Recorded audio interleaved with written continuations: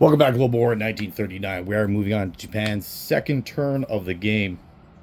Now, not really a lot going on this turn. We can only really fight the Chinese as we're at peace with every other power. And we don't want to declare war yet.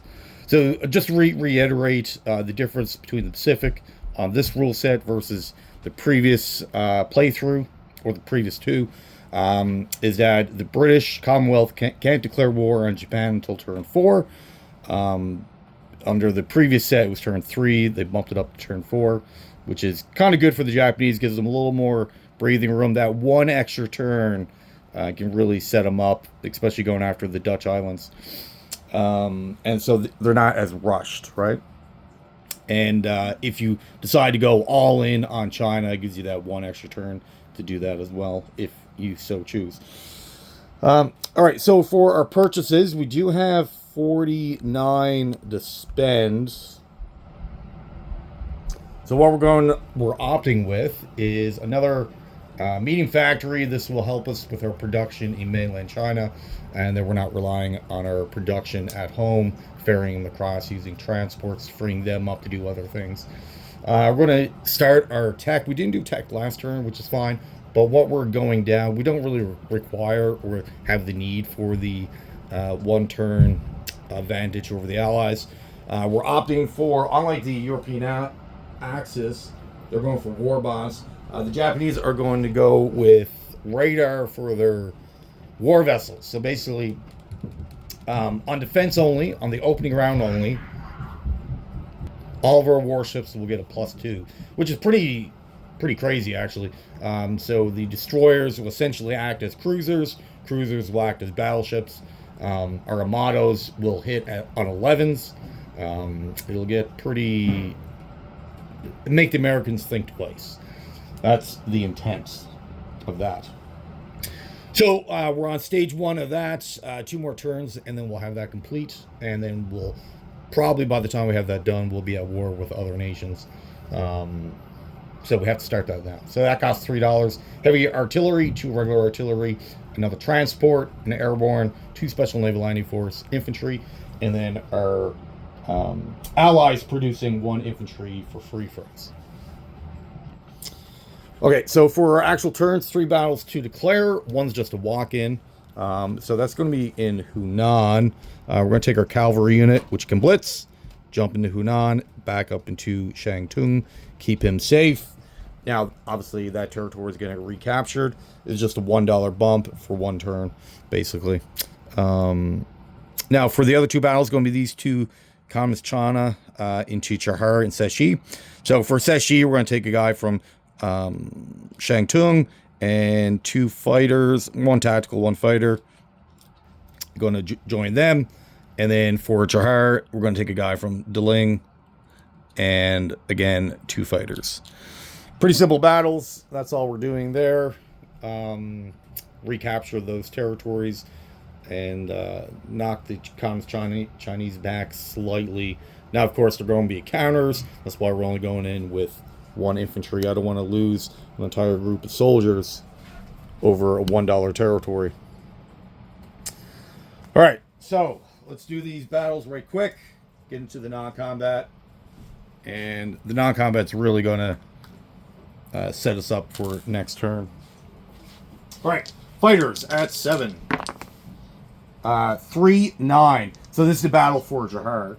3-9, return fire. Got a 5. Excellent, perfect. Success, capture the territory. We'll figure out what we're doing with the fighters in a second. And now this one's for Seshi, Seshai, however you pronounce it. Same, pretty much the exact same battle. Fighters and tactical at 7. 4-6, excellent. He returns with a 5 again. Wow, look at that. So mirror image, that's fantastic. Both territories are ours. I was hoping for 1. We got both. That's great.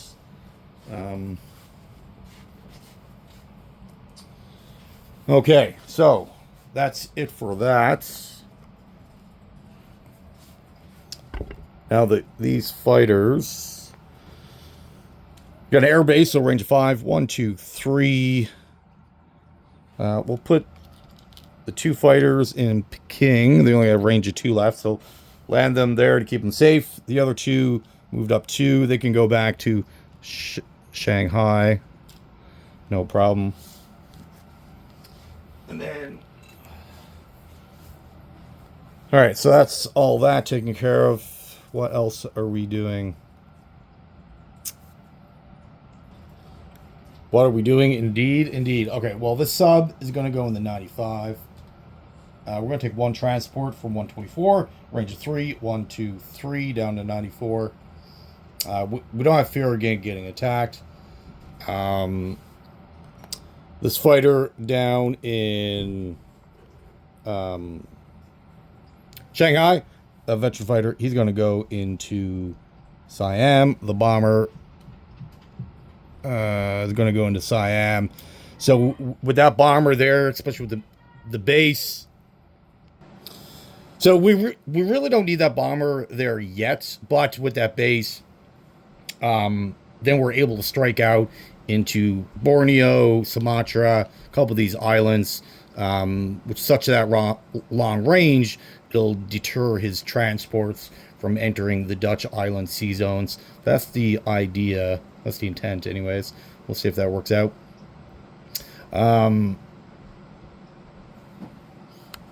Up here, we got 1, 2, 3, 4 pairings of destroyers, so 8 destroyers total, which can carry a guy each in the non-combat phase. So they're all going to come down to Sea Zone 106. We're going to grab 2 Special Naval Landing Force, go into our factory, and 2 regular infantry. They'll go into our factory on the mainland China as well. So that's great. Up here, we're going to take that air transport or airborne and go into Manchuria, as well as the heavy artillery. We do need a force up north because the Russians are coming. They will be coming, and so we need to be prepared, of course. And then these forces in China, they're just going to march up 1 here with the artillery is going to go back where the factory is, actually. Send a couple forces here and a couple into the factory. We definitely want some kind of force here to keep this area secure. And we don't want everything in one location, because if they go on a major attack, then we could lose everything and we won't have a counterattack. So that's that idea. Bomber or the air transport's going to pick up these 2 guys, and we're going to fly down to Shanghai.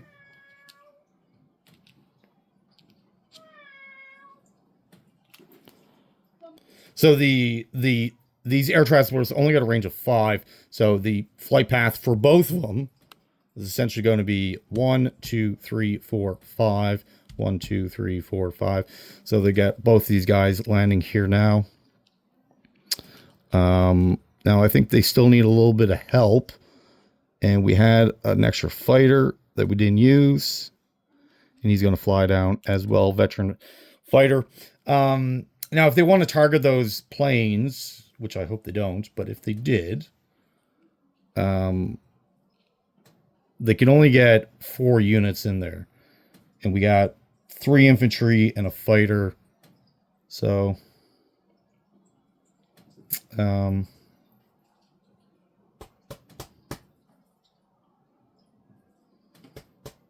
actually, that veteran fighter that we moved into our allied territory, we're going to move that back. We're not going to make that move.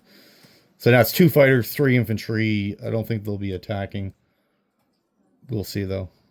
You never know. The 2 transports in 91, they're going to come back home. And then our other transport down in 85, we don't need that there anymore. We're only going to move them into 2, so we'll have to put that in 106.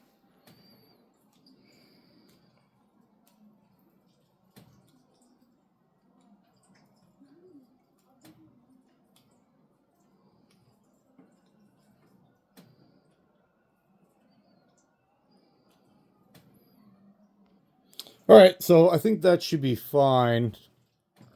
The rest of the fleet in 91, we're just going to keep there. And that can come down into like the Money Island territories. It's got a decent little range, only a 2, but and then that destroyer in 85, we can't move that yet until we're at war with the British, because it's not technically Japanese. That should be fine. All right, so unit placement, Siamese is building its own guy, and then they're going to add a Japanese because of that military base.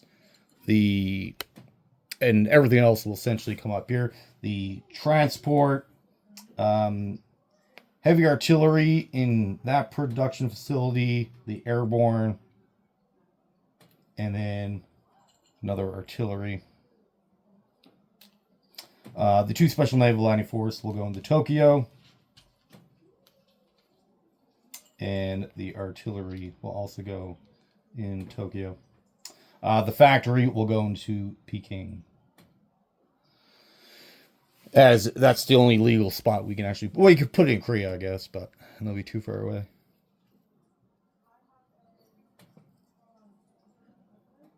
All right, so I think that's pretty decent for now. And then on turn 3 is when we really need to get into position for income. So we're still at 49. We didn't gain, but we didn't lose either. So that's pretty decent. So we'll collect another 49 for the next turn. And then, so at this point, we're done with the Axis for the most part. We're going to pass the turn back over to the Allies. And we'll finish off the round with the Italians. All right, well, thank you for watching. Have yourself a great day.